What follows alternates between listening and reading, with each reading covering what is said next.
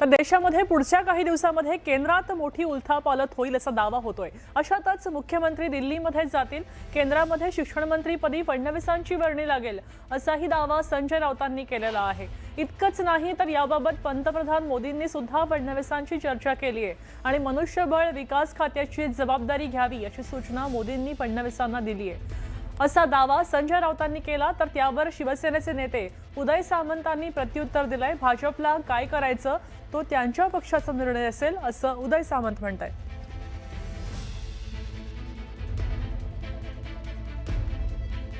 कोट्यावधी तरुणांचं भविष्य त्या खात्याशी संबंधित असतं आणि तिथेच वाळवी लागली आणि मोदींना माघार घ्यावी लागली। मोदींचा पराभव केला तरुणांनी। त्याच्यामुळे नरेंद्र मोदी यांच्या मनामध्ये असं आहे की या खात्यासाठी एक दूरदृष्टीचा, उच्च शिक्षित, चांगला प्रशासक असलेला नेता नेमावा आणि या क्षणी देशामध्ये उत्तम शिक्षण मंत्री कोण होऊ शकेल तर त्याचं नाव देवेंद्र फडणवीस आहे। हे नरेंद्र मोदी नाही माहिती। देवेंद्रजी फडणवीस महाराष्ट्राचं मुख्यमंत्रीपद सांभाळायला सक्षम आणि समर्थ आहेत आणि तेच महाराष्ट्राचे मुख्यमंत्री राहणार आहेत। त्यामुळे आधी आपल्या वॉर्डातला नगरसेवक ठरवण्याचा निर्णय घ्या। उद्धवजी ठाकरे तुम्हाला नगरसेवक देखील ठरवू देत नाहीत। त्यामुळे भारतीय जनता पार्टीच्या मुख्यमंत्री पदाच्या नादी लागू नका। देशाचं शिक्षण मंत्री कोण होणार हे ठरवण्यासाठी नरेंद्र मोदीजी सक्षम आहेत। आता राऊतांच्या या वक्तव्यावर शिवसेना नेत्यांनी काय प्रतिक्रिया दिल्या त्या सुद्धा आपण समजून घेऊ। चांगली स्टोरी आहे ती। त्याच्यामध्ये काय, मी तर वाचत नाही सामना, पण मोदी शहांमधला संघर्ष, देवेंद्रजी तिकडे जाणार हे सामना ठरवत नाही, दोन नेते ठरवतात। त्याच्यामुळं त्यांचा तो वैयक्तिक भारतीय जनता पक्षाचा वैयक्तिक प्रश्न आहे। कोणी केंद्रामध्ये जायचं, कोणी मुख्यमंत्री राहायचं हे काही सामनामधल्या सल्ल्यानं होत नाही। त्याच्यामुळे सामना हा तुम्ही जसं आता वाचून टाइमपास करता तसं अनेक लोक टाइमपास करतात आणि तो पेपर किती लोक वाचतात हे देखील आत्मचिंतन लिहिणाऱ्यांनी केलं पाहिजे। न्यूजपेपर सामना त्यांना मनाला वाटेल तसं ते त्यात लिहित असतात। त्यांना कुठून स्वप्न पडतात, कोण त्यांना सांगतं देव जाणे, परंतु काहीतरी गेस करून त्याची बातमी बनवण्याचं काम संजय राऊत हे करत असतात। देवेंद्र फडणवीसांना केंद्रात जायचं का नाही जायचं ते त्यांच्या पक्षाचा तो निर्णय आहे। मोदी साहेबांनी काय निर्णय घ्यायचा किंवा अमित शहा साहेबांनी काय निर्णय घ्यायचा या बाबतीमध्ये संजय राऊतला विचारून कोणी काही सांगणार नाही किंवा यांना तो अधिकार नाही, यांना माहितीही नसतं। अयोध्येतलं राम मंदिरातलं देणगी अपहार प्रकरण ताजं असतानाच आता मुंबईतल्या सिद्धिविनायक मंदिरामध्ये घोटाळा झालाय असा आरोप राज ठाकरेंनी केला। शनिवारी त्याच्यावर भाष्य केलं होतं आणि त्यावर आता उबाठाचे खासदार संजय राऊत यांनी प्रतिक्रिया दिली। राज ठाकरेंनी केलेल्या दाव्यामध्ये गंभीर सत्य दडलंय। जेव्हापासून शिंदेंच्या हाती सिद्धिविनायकाच्या चाव्या गेल्या तेव्हापासून चोरीचं प्रमाण वाढलं असं म्हणत संजय राऊतांनी सदा सरवणकर यांच्यावर निशाणा साधलाय।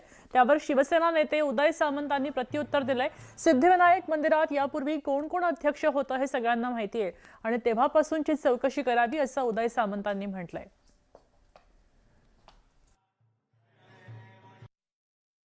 सन्मान्य राज ठाकरे यांनी जो स्फोट केलेला आहे त्याच्या मागे फार गंभीर प्रकारचं सत्य दडलेलं आहे। जेव्हापासून शिंदेंच्या हातामध्ये तिजोरीच्या चाव्या आलेल्या आहेत सिद्धिविनायकाच्या त्यांच्या माणसांच्या हातात, तेव्हापासून चोरीचं प्रमाण फार वाढलेलं आहे। कुठचीही देवस्थानं असू देत, राम मंदिर असू दे, तिरुपती बालाजी असू दे, अंबाबाईचं देवस्थान असू दे, इव्हन सिद्धिविनायक असू दे, आमचं रत्नागिरीचं गणपतीपुळ्याचं देवस्थान असू दे, जे भाविक स्वतःचं काम झाल्यानंतर काही त्या ठिकाणी दक्षिणा ठेवतात त्याचा हिशोब जनतेला दिला गेला पाहिजे। आणि त्याच्यामध्ये सिद्धिविनायकमध्ये कोण कोण अध्यक्ष होते हे माझ्यापेक्षा तुम्हाला चांगलं माहिती आहे। तेव्हापासूनची फक्त चौकशी करावी। जेव्हापासून सिद्धिविनायकचे अध्यक्ष निर्माण झाले सुभाष मयेकरांपासून पूर्ण चौकशी करावी ना असं कोणी सांगितलं की करू नये। आणि देवाला दिलेले पैसे जर कोण खात असतील त्यांच्यावर कडक FIR दाखल करून कारवाई करावी या मताचे आम्ही आहोत. उद्धव ठाकरेंनी पदाधिकाऱ्यांच्या बैठकीमध्ये आता पक्षचिन्हाबाबत मोठं वक्तव्य केलं होतं.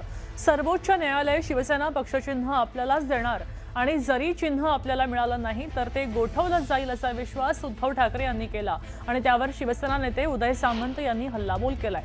उद्धव ठाकरे हे कार्यकर्त्यांना धीर देण्यासाठी अशा प्रकारची वक्तव्य करतायत, त्याकडे लक्ष द्यायची आवश्यकता नाही असं उदय सामंतांनी म्हटलंय.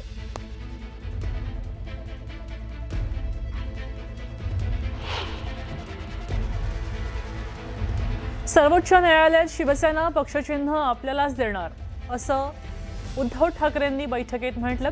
चिन्ह आपल्याला मिळालं नाही तर ते गोठवलं जाईल असाही आशावाद व्यक्त केला.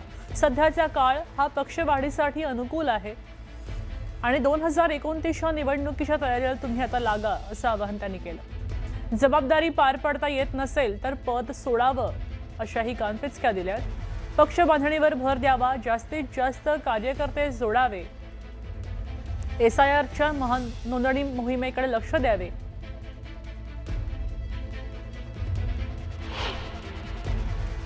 युबीटीचे पक्षप्रमुख कार्यकर्त्यांना ताकद देण्यासाठी, त्यांचा मॉरल वाढवण्यासाठी दर 2 महिन्याने असं काही बोलत असतात. त्याच्याकडे लक्ष देण्याची काही आवश्यकता नाही. सुप्रीम कोर्टामध्ये ही शिवसेना आणि युबीटीची केस सुरू आहे. आमचे देखील वकील आहेत, आमच्या वकिलांना देखील आर्ग्युमेंट केलेला आहे.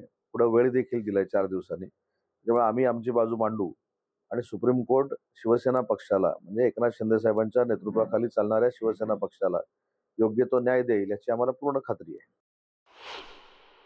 आता इलेक्शनला कामाला लागा इथपर्यंत ठीक आहे, परंतु चिन्ह हे आम्हालाच मिळेल, कारण की आम्ही ज्या मजबूतीने आमची बाजू मांडतोय त्या बाजू ही अत्यंत उद्धव साहेबांना सुद्धा माहिती की ही मजबूत आहे. म्हणून एकीकडे आम्हाला मिळालं असं सांगायचं, दुसरीकडे नाही मिळालं तर कामाला लागा सांगायचं. याचा त्यांचा आत्मविश्वास हा आता ढासळलेला आहे. म्हणून आम्ही चिन्ह हे नक्की आम्हाला मिळेल आणि आम्ही आमच्या पद्धतीने पक्ष सुद्धा वाढवू. नवी मुंबईमध्ये क्लस्टर डेव्हलपमेंटच्या मुद्द्यावरनं राज्यातले सत्ताधारी आणि महायुती याच्यामध्ये मतभेद उघडपणे समोर येताना दिसत आहेत. वनमंत्री गणेश नाईक पुन्हा एकदा यांना क्लस्टर योजनेला तीव्र विरोध दाखवलाय आणि नवी मुंबईची वाहतूक व्यवस्था आधीच कोलमडलेली असताना मोठ्या प्रमाणावर पुनर्विकास झाला तर नवी मुंबईकरांना गंभीर परिणामांना सामोरं जावं लागेल अशी भीती त्यांनी मांडली. त्याचवेळी गणेश नाईकांच्या नादाला लागलात तर त्याला त्याची जागा नीट दाखवून ठेवू देणार नाही असा इशारा त्यांनी दिला. क्लस्टरच्या माध्यमातून ओढून ताणून इकडून तिकडून 30 वर्ष नाही झाल्या, पडझडीला नाही आल्या, म्हणजे अति धोकादायक मध्ये झालेल्या नाही, 30 वर्ष नाही झाल्या, अशा प्रकारचं कुठून ना कुठून असा ट्रॅक लावून क्लस्टर डेव्हलपमेंटचा फॅड उभं करण्याचा प्रयत्न चाललेला आहे. नंतर संध्याकाळी 7 वाजता वाशीमध्ये ट्रॅफिक नीट राहते का? हे जर हाल जर आता आहे तर नवी मुंबईच्या सगळ्या बिल्डिंगचा FIS जर तेवढा वाढला तर नवी मुंबईमध्ये जगण्यासारखं काही राहणार नाही. गणेश नाईकच्या नांदाला लागला ना त्याला त्याची जागा नीट ठेवू देणार नाही, हा इशारा आहे. बघा, गणेश नाईक दरवेळेला काहीतरी बडबड करत असतो.